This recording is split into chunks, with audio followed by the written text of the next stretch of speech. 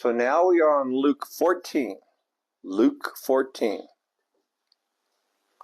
And we left off last time with Jesus saying in Luke 13:35, talking to the Jews. He's over the city. He's weeping for it. You could just feel his sorrow because they missed the time of his coming.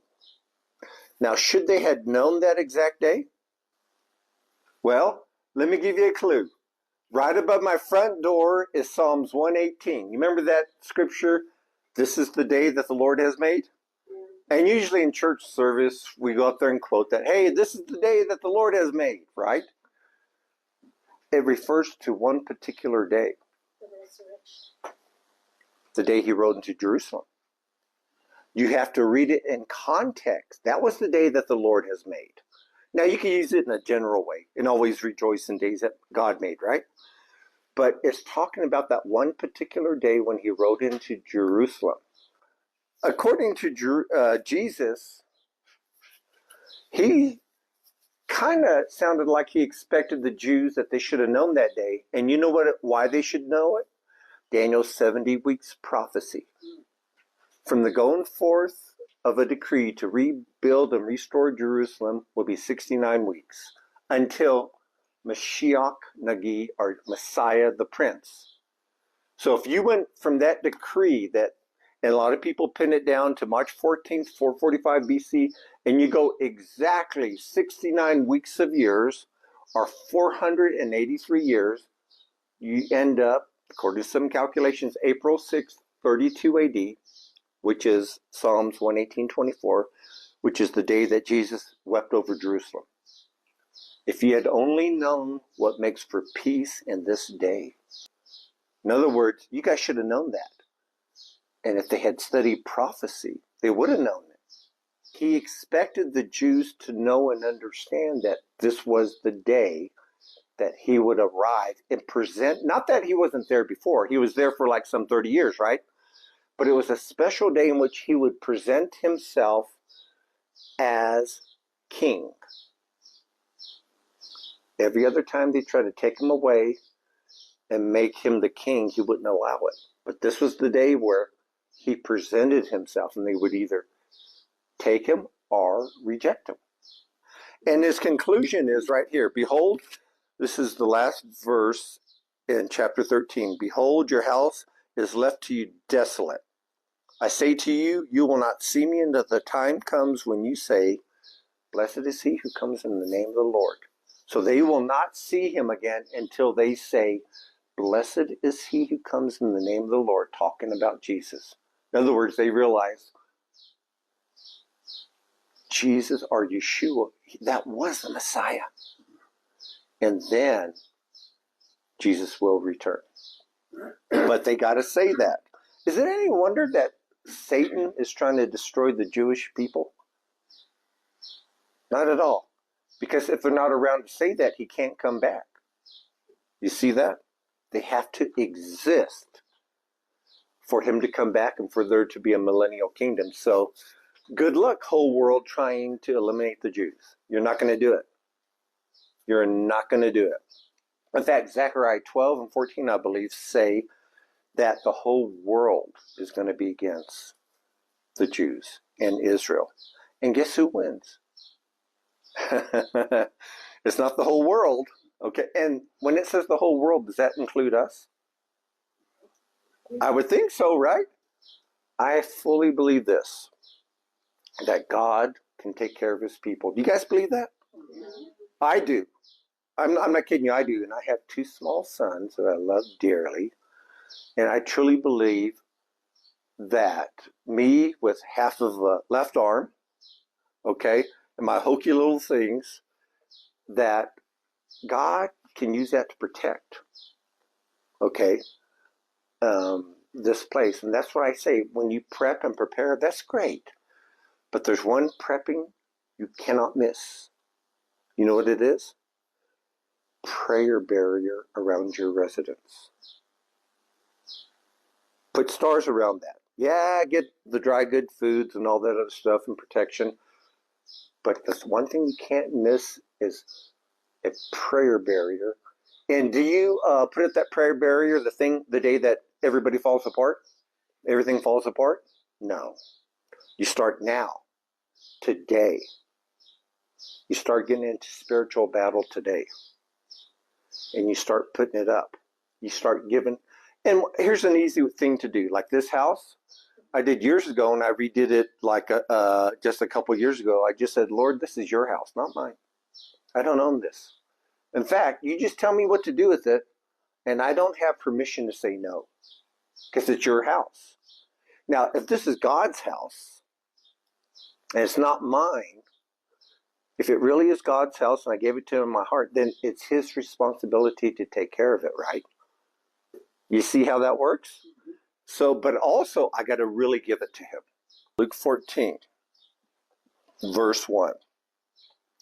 It happened when he went into the house of one of the leaders of the Pharisees on the Sabbath to eat bread.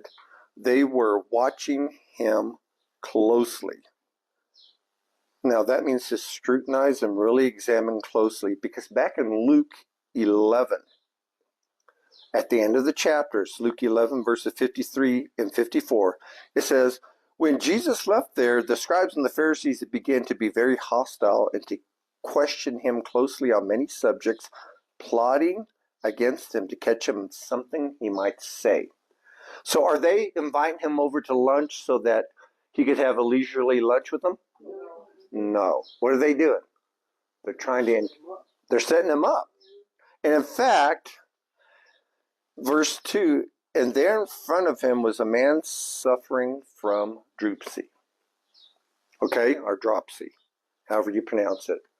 Now, do you think that was a plant? Do you think the Pharisees were trying to invite people who were disabled or had problems? Do you think they regularly ate lunch with them? No. He was a plant that was there. He was a setup. Because they knew Jesus. Anytime he saw somebody that was hurting, what would he do?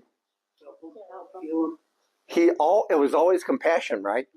He felt the suffering. He was never just removed like, I'm God, I don't have time for that. No, it was always reaching out, healing people to the point where he wasn't eating probably enough, sleeping enough. When he saw human need, he always reached out to. What was the one thing, and I always say this, what was the one thing that he had intolerance for? Yes, the hypocritical religious leaders. Didn't have much mercy there, did he? And he shouldn't have, because they were misleading the people. So there they are. It's on the Sabbath. Now, there's one thing the Jews did not like, the religious leaders. That was people breaking their Sabbath. Did Jesus ever really, truly break the Sabbath? Really, truly? Did he? No. What was he breaking? Their Sabbath. Their laws, their rules that they put around the Sabbath. Pharisaistic Judaism. It's their version where they put up many more laws and regulations, right? That's what he was breaking, and they didn't like that. The religious rules that they had put up. And plus it was on the Sabbath. So you know what they had to do? They had to cook their meals before Friday at sundown.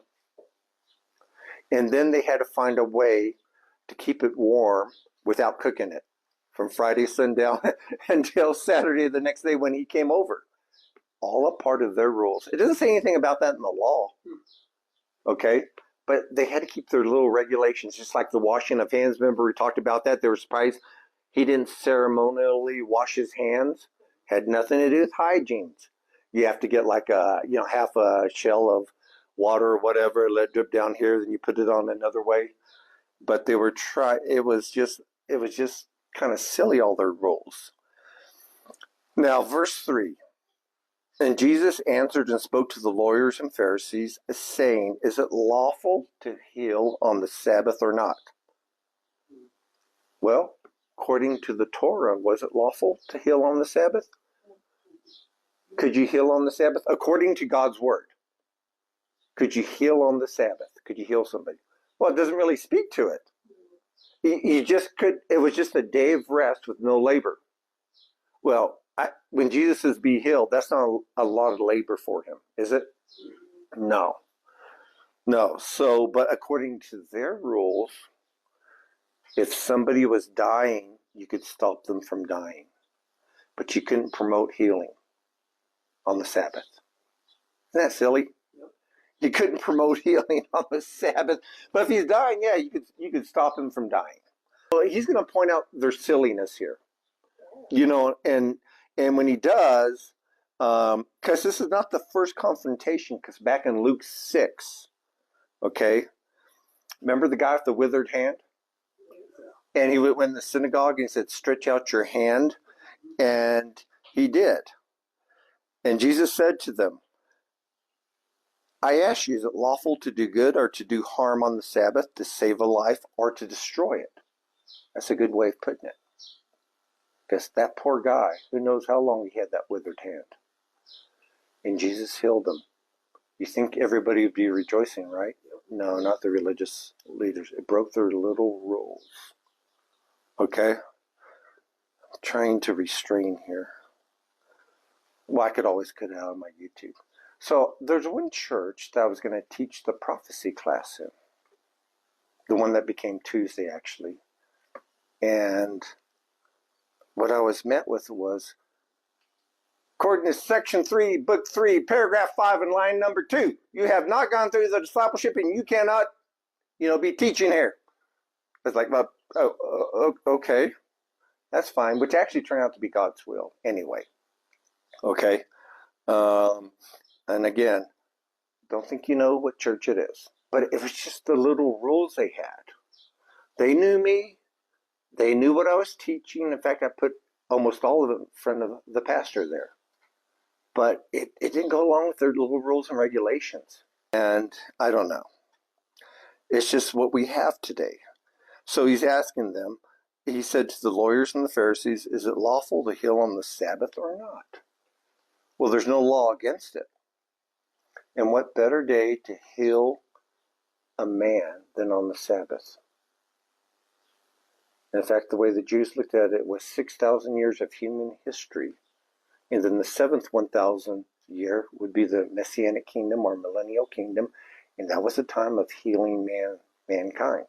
So the seventh day is the perfect day for healing. It makes sense, right? It's a day of rest. And then verse 5, and Jesus said to them, which one of you will have a son or an ox fall into a well and will not immediately pull him out on the Sabbath day? So what he's using, remember that principle, kal vachomer, that one? It means light and heavy. In other words, you use a lesser example to prove a greater thing. It's like, does God feed the sparrows of the air? Huh? Does he feed the sparrows? Well, he says so in Matthew, he does. He says, how much more is he going to take care of you, O men? Right? In other words, if he takes care of the birds, is he going to take care of man? Yeah. See, it's the lesser to the greater. And here, well, what if you have an ox, or something that falls into a well? It doesn't include the son, but if that happens, if an ox falls into a well, you get him out. Well, how much more is it okay to heal a man if you're going to take care of that ox on the Sabbath? Again, it's a rabbinic argument from the lesser to the greater. So he's using this infallible logic, and let's see what the result is. Verse 6, and they could make no reply to this. Basically shut their mouth. Okay? Basically shut their mouth. Now, verse 7, he's always looking, and it's just his regular circumstances, examples to teach from, which any good teacher will do. So he's there at lunch with the Pharisees, and he began speaking a parable to the invited guests when he noticed how they were picking out places of honor at the table, saying to them, so they had a certain seating arrangement in the synagogue, at wedding feasts, and even at a luncheon like this. The guest of honor goes here, the next highest one goes here, and here, and here, it goes all the way around. And everybody's, of course, vying for that important place. Now, who should have been there? Jesus, right? And he says this in verse 8, when you are invited by someone to a wedding feast, do not take the place of honor for someone more distinguished than you might have been invited by him. And he who invited you both will come and say to you, give up your place to this man. And then in disgrace, you proceed to occupy the last place. So if you're in the first place and someone more distinguished comes in, you get up, everybody moves down one seat, and guess what? There's only one seat that's open. You know what it is? The lowest, the last place. So now you go to the last place. And that's so opposite of what God does. He said this in verse 10, but when you are invited, go and recline at the last place, so that when someone who has invited you comes, he may say to you, friend, move up higher. Then you will have honor in the sight of all who are at the table with you. I think that's a pretty good thing. You start at the lowest place. You can't go lower. And then you might actually be moved up higher. And I would say this, something that God's been telling me is that before God, especially in this time period, before God uses you for ministry, real ministry, it sounds kind of mean, but it's not, he will crush you. He will take self out of you. And we're going to read about dying to self and all that, okay?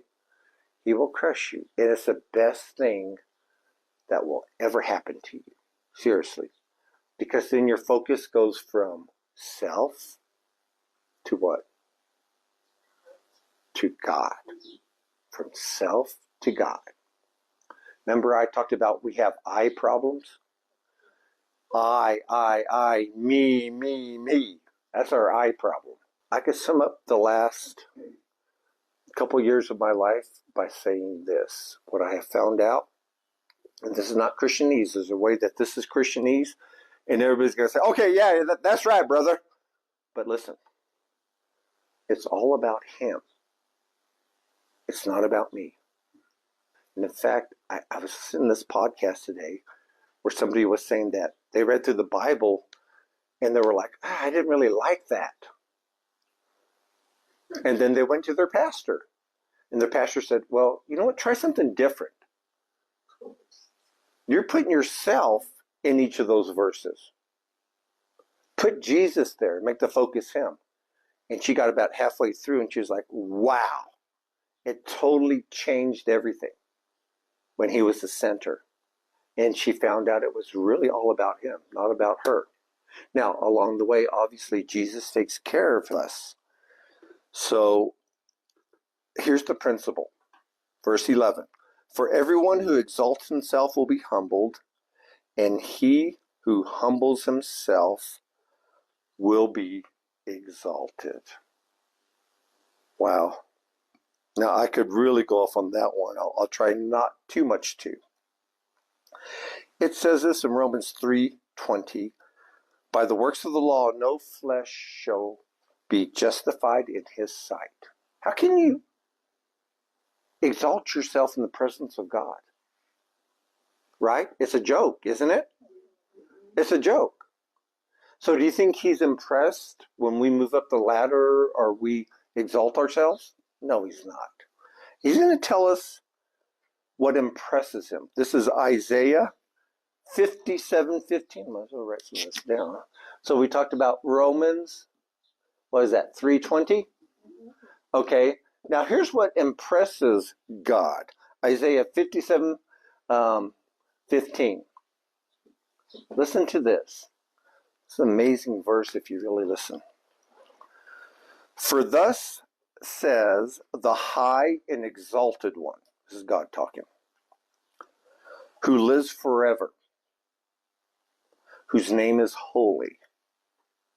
I dwell on a high and holy place. Now, God just told you who he was. The high and holy one, I dwell on a high place. Nobody's going to come into that presence, not even the cherubim. That would, scare us to death. And yet he goes on, and also with the contrite and lowly of spirit, in order to revive the spirit of the lowly and to revive the heart of the contrite. So he dwells in a high and holy place. He's the Almighty. He's the sovereign of the universe. Who does he dwell with? Yes, the contrite and lowly ones. That's who he gravitates towards. Okay?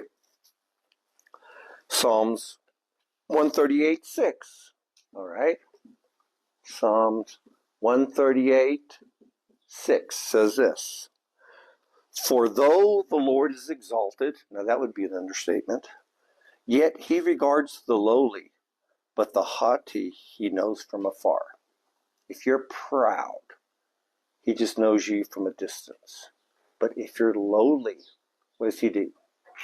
Brings you right up against himself. Okay, because no flesh is going to glory in his sight. Now, James 4:6. Let's look at that one.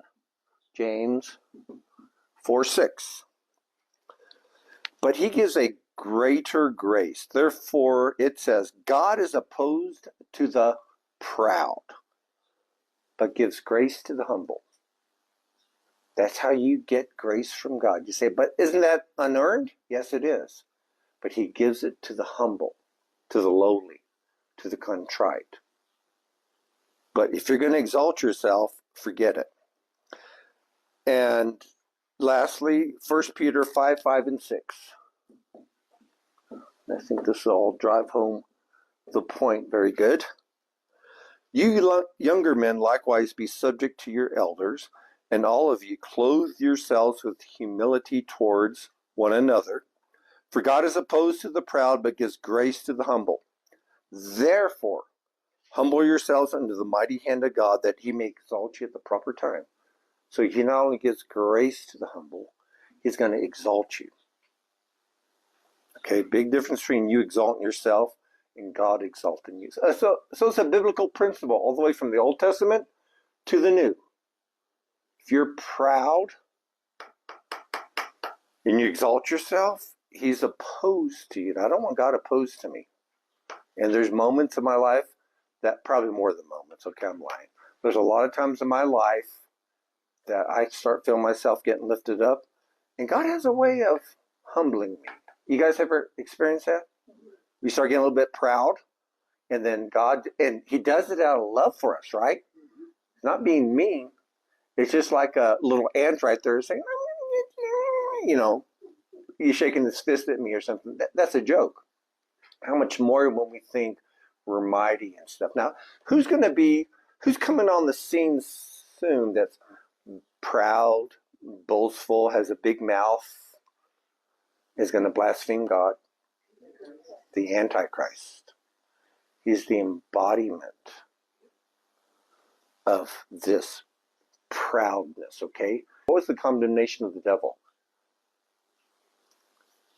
Isaiah 14, Ezekiel 28, what was it? Pride. He fell because of pride.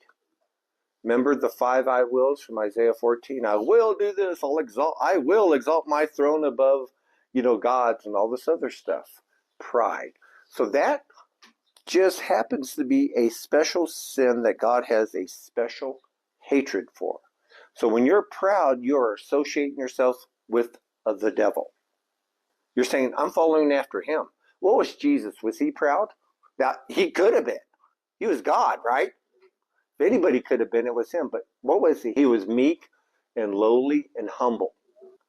He was trying to show something. If God is that, how could I be proud? I can't. Verse 12. And he, Jesus, also went on to say to the one who invited him, when you give a luncheon or a dinner, do not invite your friends or your brothers or your relatives or rich neighbors. Otherwise, they may also invite you in return, and that will be your repayment. Now, how many of you guys have done this? Verse 13. But when you give a reception, invite the poor, the cripple, the lame, the blind. And you will be blessed, since they do not have the means to repay you. For you will be repaid at the resurrection of the righteous. So, do you want your repayment here on this earth? or do you want your repayment at the resurrection of the righteous? I think I'd rather have mine at the resurrection of the righteous, right? Because that's eternal. Basically saying, reach out to these people and maybe invite them. Try doing that, seriously.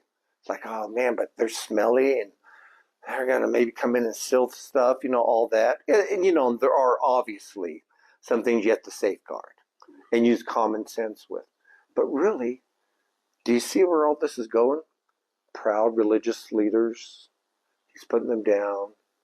Everybody's vying for that high spot at the table. Look at me, look how high and exalted I am. And then Jesus says, no, take the lowest place. And oh, by the way, invite the lowest people of society that can't repay you. The example he gives here is one specific example. Right. Because back then, there wasn't quite the, danger, let's say, there is today. Right. Okay?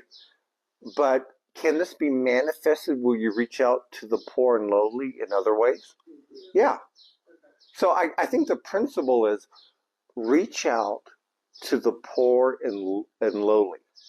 Okay, the people who are hurting. And it doesn't have to be street people. Maybe someone just lost their job and they have a family, you know about it. There's a lot of different situations we could come up with. So we're looking for principles. And these are people who can't repay you. And you're not looking for repayment. That's not why you're doing it. You're doing it because you want to please God. Now, Proverbs 19:17. Let's get a new line right here. Proverbs 19:17 says this about helping poor people. Listen to this. One who is gracious to a poor man lends to the Lord. Oh my gosh. What? And he, the Lord, will repay him for his good deed. So you're not expecting repayment from that person because he's poor. But you want to please God. And that repayment doesn't mean that if you spend for a $10 meal, you're going to get back $20 or something like that. And I suspect a lot of it is going to be reward in heaven that we'll never see here on this earth, which is okay. Because that's the real and true riches that he talks about. Not the stuff down here. It's up in heaven. Matthew 6:3 and 4. Once I start on this kind of stuff, I start going through and think, oh man, this applies. And I start cross-referencing everything. My little electronic Bible says this. But when you give to the poor, do not let your left hand know what your right hand is doing. So that your giving will be in secret, and your Father who sees what is done in secret, will reward you. Notice there's something. You help poor people, they can't repay you, and then what happens? Who repays you? The Lord, the Father. Okay? Because we're looking for an eternal reward. We're not looking for little rewards down here, the praise of men, or God's got to give me, $20 because I gave 10 to that poor, whatever. But it really is true. I mean, God does reward you. You can make it here and now, but it definitely is an eternal reward if you have the right attitude and you're doing it with the right. Everything's about motivation. What's on the inside, the heart. Everything's about that. Verse 14, I'll read again. You will be blessed since they do not have the means to repay, for you will be repaid at the resurrection of the righteous. For us as the church, when does that occur? The resurrection of the righteous. For the church now. The rapture. 1 Thessalonians chapter 4, like verses 15 through 17. Right at the rapture, there is all the dead in Christ will rise. There's a resurrection right then. Okay. And when one of those who were reclining at the table with him heard him, he said to him, blessed is everyone who will eat bread in the kingdom of God. Now, what this is a reference to, remember they're at lunch, is not just being in the kingdom of God. He's talking about the messianic banquet, which to the Jews was a big, big, big deal. Isaiah 25, 6 through 8. But the Lord of hosts will prepare a lavish banquet for all peoples on this mountain, probably Mount Zion, I think it is, a banquet of aged wine, choice pieces with marrow, refined aged wine. And on this mountain he will swallow up the covering which is over all the peoples, even the veil which is stretched out over all the nations. He will swallow up death for all time, and the Lord God will wipe every tear from their faces, and he will remove the reproach of his people from the earth, for the Lord has spoken. So that's when Jesus returns. There's going to be a messianic banquet. Now, that's what he's kind of referring to. Like, man, remember that messianic banquet that's coming? Blessed is he who eats, bread in that at that gathering. Now, Jesus is going to bring it back down to earth. Oh, by the way, according to what the Jews believed, they said that the Leviathan was going to be served at that banquet. It's going to be part of the meat. Remember what the Leviathan. You remember what the Leviathan was? It was this creature. He was the most fierce. Yeah, sea creature. It's mentioned in Job, in the Psalms, in the book of Isaiah. Just do a search on Leviathan. I mean, everybody was afraid of it. And I read one where it talks about his heads. And here's the funny thing is I kept telling my sons that the creature that comes out of Revelation 13 that has the 7 heads, 10 horns, I said, I think that's the Leviathan. And after I said that, a couple months later, I was reading where the Jews believed the Leviathan had 7 heads. I'm almost wondering if that is not the Leviathan in Revelation 13. Could be. It could be. So it's this fierce creature. In other words, at the messianic banquet, he's just going to be part of the meal. This fierce creature that nobody could tame. And so I'm not so sure that there's not an actual living creature out there swimming around in the oceans, because so much of the ocean is unexplored. Probably is. Yeah, I mean, we can't go down even to those depths if there's a 7-headed creature that literally is down there. I mean, I don't know. I'm just kind of speculating. But anyway, so now he says, blessed is he who eats bread in the kingdom of heaven, the messianic banquet. But verse 16, now we're going to get back down to earth. But Jesus said to him, he's going to give this example. A man was given a big dinner, and he invited many. And at the dinner hour, he sent his slave to say to those who had been invited, come, for everything is ready. So now, let's put this in the proper setting. Back then, you would give out invitations, probably to the whole village, especially if it was a wedding feast, and you would say the day of that banquet, that big feast. And it was a big deal to come. And people would accept the invitation, okay? But you wouldn't say the hour, exactly when it was. But now he's sending out his slaves to tell everybody, okay, it's time to come. Everything's prepared. And let's see what they do. Verse 17, at the dinner hour he sent his slave to say to those who had been invited, come, for everything is ready now. But they all alike began to make excuses. The first one said to him, I have bought a piece of land. I need to go and look at it. Please consider me excused. Now, to turn down that invitation, that culture was a big insult. There's a lot of dishonor in that. And this excuse does not even make any sense. Look what he says. I have bought a piece of land. The purchase is already done. And now I need to go out and look at it. Now, back then, a transaction for land could take months or even years. You had to check its location. Did it have resources? Is it good for growing crops? Could you graze sheep? You'd really check it out. It was a big deal. And he's saying, I bought land and I need to look at it. Again, that is such a lame excuse. I mean, you could make up something better. Verse 19. Another one said, I have bought 5 yoke of oxen and I'm going to try them out. Please consider me excused. That's another lame excuse. Because you have to have oxen that are the same strength, same temperament Why? Because if you're plowing together with them and one's a little more frisky or stronger, he starts getting a little bit ahead, and then it starts turning the yoke, and then you'd plow a crooked line. Okay? So you would definitely check that out. Again, it's a big deal. In fact, Paul uses that analogy for marriage. Here it is, 2 Corinthians 6:14. Listen to this. Do not be bound together, or the Greek is actually unevenly yoked with unbelievers. For what partnership have righteousness and lawlessness, or what fellowship has light with darkness? So in other words, he's saying, if you're unevenly yoked, a believer and a non-believer, you're not going to plow a straight line. You're going two different directions, right? You have a direction to serve and glorify God and follow him.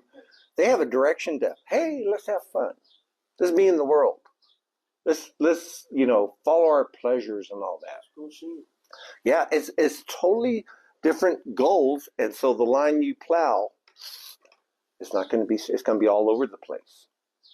So he uses that same thing. So the fact that he bought 5 yoke of oxen and hasn't tried them, again, lame.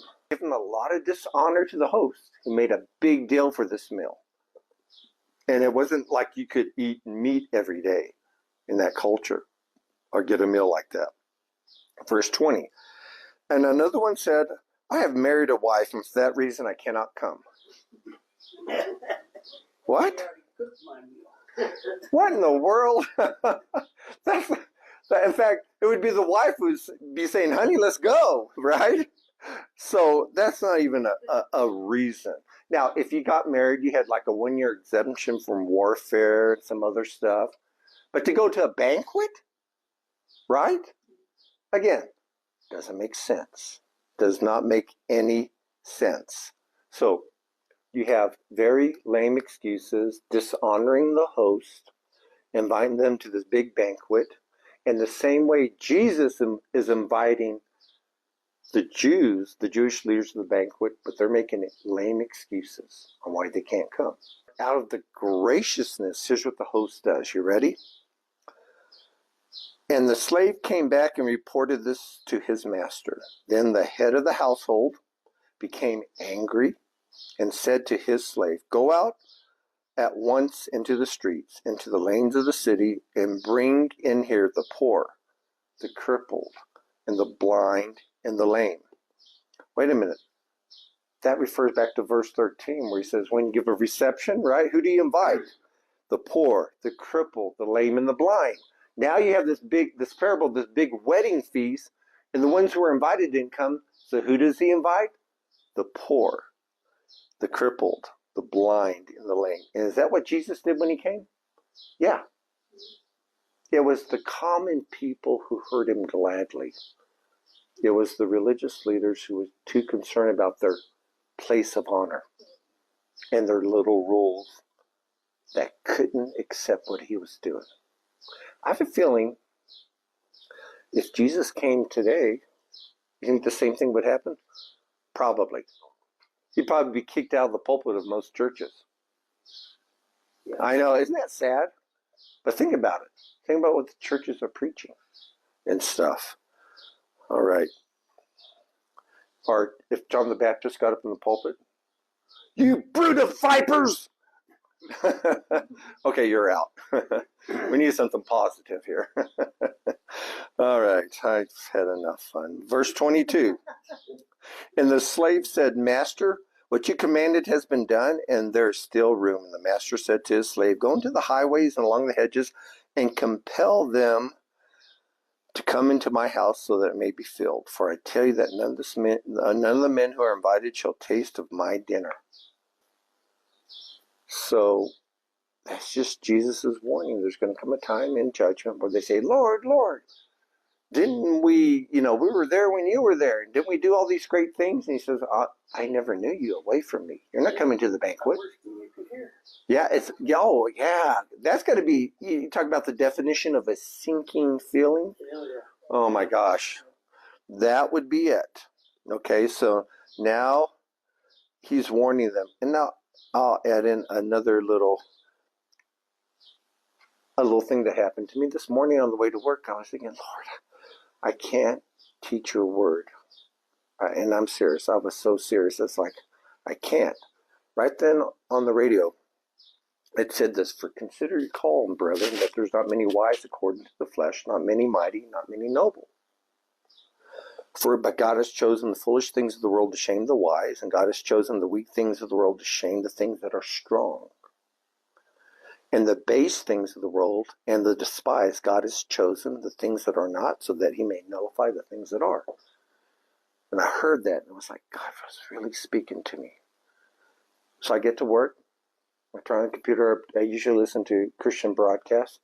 First thing I heard was, for consider your calling, brethren. There are not many wise according to the flesh. It's just like, oh my gosh.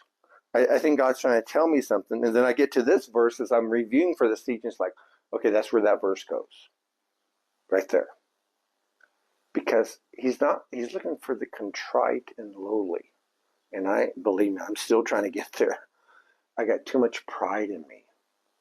But that's who he's looking for. He doesn't care about how high you are. You think he's a respecter of persons? No. You think he's going to say, well, I got to listen to this guy. He's the president of a country or something. He could care less. Right? In heaven, that doesn't mean anything. That doesn't mean anything. And I suspect that the judgment of the rewards and stuff, as we go through there, we're going to hear names that we never heard before. Well, Agnes, come forward. It's like, who? Agnes. Turns out she just lost her husband years ago, and she was home alone and had this incredible prayer ministry. But nobody ever heard of her. And she gets like this huge reward. And I just think it kind of works that way. That the people who are going to get the biggest rewards we've never heard of. It's going to be a who's list in heaven. Down here, the list we're going to call who? It's going to be the who's who in heaven. But we're not going to know that list. When you do things secretly, your Father rewards you secretly, right? Okay, now let's go to verse 25. Now large crowds were going along with him, and he turned and said to them, now he's starting to get large crowds. Now you would think he would do things to learn more people if he was a pastor today, right? Let's keep growing this. Actually, Jesus and John the Baptist go exactly against the techniques we use today. We tickle ears and try to bring people in. They tried to thin out the crowd. Like John the Baptist, you brood of vipers. You're not going to attract many people calling them, snakes. And here's what Jesus said now the large crowds are following him. Verse 26. If anyone comes to me and does not hate his own father and mother and wife and children and brothers and sisters, yes, and even his own life, he cannot be my disciple. Whoever does not carry his own cross and come after me cannot be my disciple. That's pretty heavy duty right there. Okay?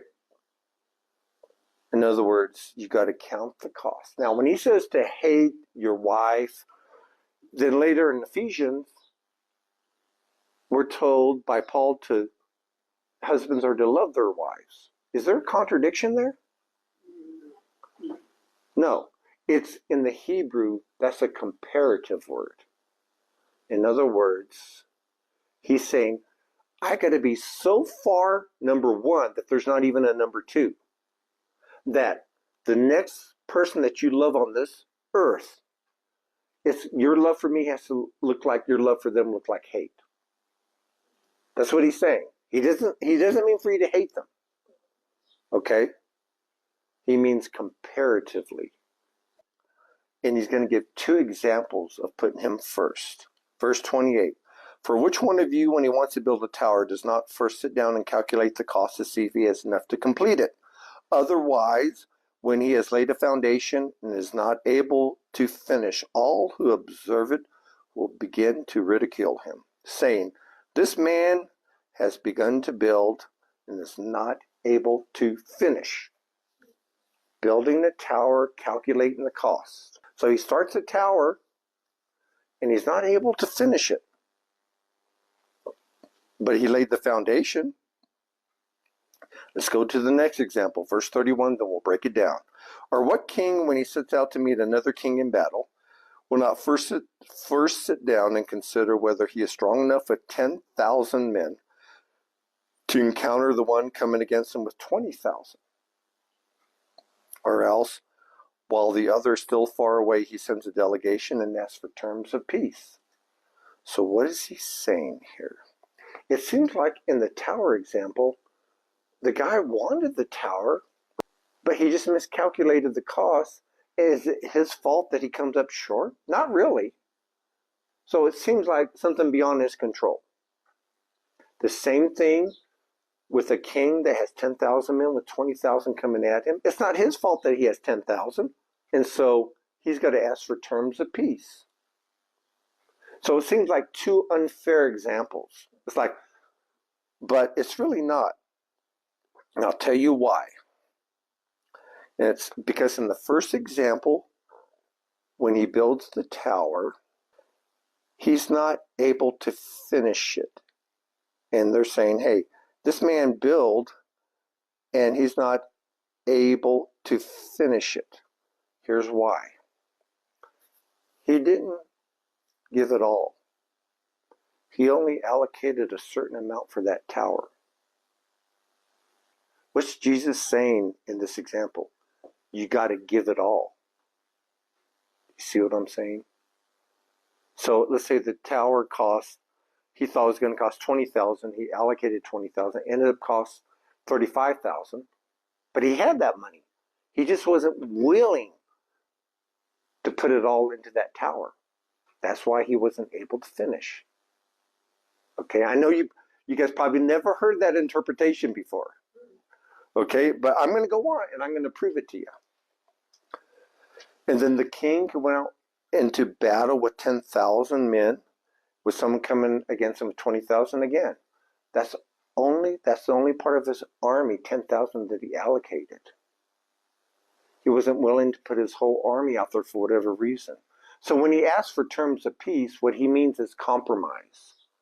I want just enough of Christianity so I feel good about it, but I'm not willing to go all in and fight this spiritual battle. You might say, Ed, where'd you get all that? I'm glad you asked. Okay, ready? Verse 33. So then, none of you can be my disciple who does not give up all his own possessions. It's illustrating not giving up all your possessions, all your money towards the tower. It realized, all your forces against the army coming against you. Look at that. Now look, sandwiched in between those two illustrations, I'm going to read it again. He starts off with, if anyone comes to me and does not hate his own father and mother and wife and children and brothers and sisters, yes, even his own life, he cannot be my disciple.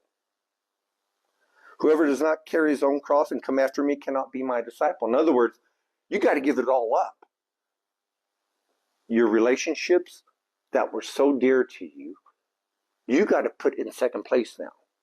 You got to even take up your own cross, you even got to die to yourself. You got to give it all up.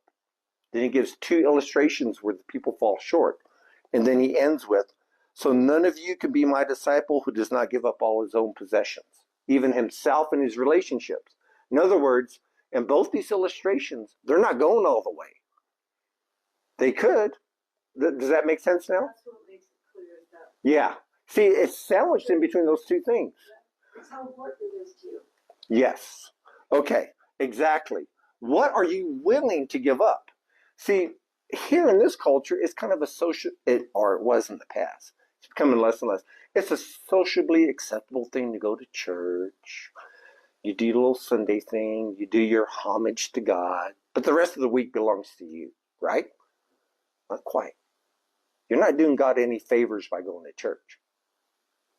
Got that? You're not doing God any favors. Okay? for us to gather here and get around God's word, you're not doing him any favor. I'm not doing him any favor by teaching his word. It's an honor for me to do this. It's a pleasure. As much as I whine and complain, it's a pleasure and honor for me to do this, period. I got to give my all for him. Everything. And not hold anything back. Now, we're going to finish with verse 34. And you know me, verse 34 and 35, I'll find some twist in here that you've never heard before. Verse 34. Therefore, salt is good. Now, he's going to go, because you have to give up everything, salt is good. But even if salt has become tasteless, with what will it be seasoned? Verse 35, it is useless either for the soil or for the manure pile. It is thrown out. He who has ears to hear, let him hear. Now, the usual sermon you hear on salt is, it adds flavor. So we're the ones that spice up life. And you also hear, it makes you thirsty, right? So it makes you thirsty to hear the things of God. So that's what we do. We spice up life, and we make people to hear thirsty. Thirsty to hear the things of God. Both wrong. Okay? Because he tells us what it's for. In Matthew, when he uses the salt illustration, he doesn't tell you what salt's used for. And I misunderstood this for years. And maybe you guys misunderstood the same way I did. Let's read it again. Therefore, salt is good, but even if salt has become tasteless, with what will it be seasoned? Now he's going to tell us what they use salt for. Ready? Verse 35. It is useless either for the soil or for the manure pile. It is thrown out. He who has ears to hear, let him hear. So he just told us the two uses of salt. For the soil and for the manure pile. It's like, what? Like you put it on food. These are two uses they had during that time. They would go down the Dead Sea, which is very mineral rich. And they would scrape up the residue minerals on the seashore. Okay? Had a lot of potash, which is a type of salt. That potash was something you would add to plants that was good for the fruit. Okay? Like potassium nitrate or something. All right?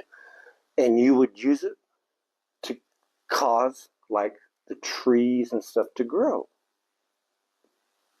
Now, what about or for the manure pile? I thought he was saying when salt has become tasteless or loses its savor or whatever, that it was, you might as well throw it in the soil, the manure pile. That's the way I've always taken it. That's not what he's saying. He's saying that's what the uses are.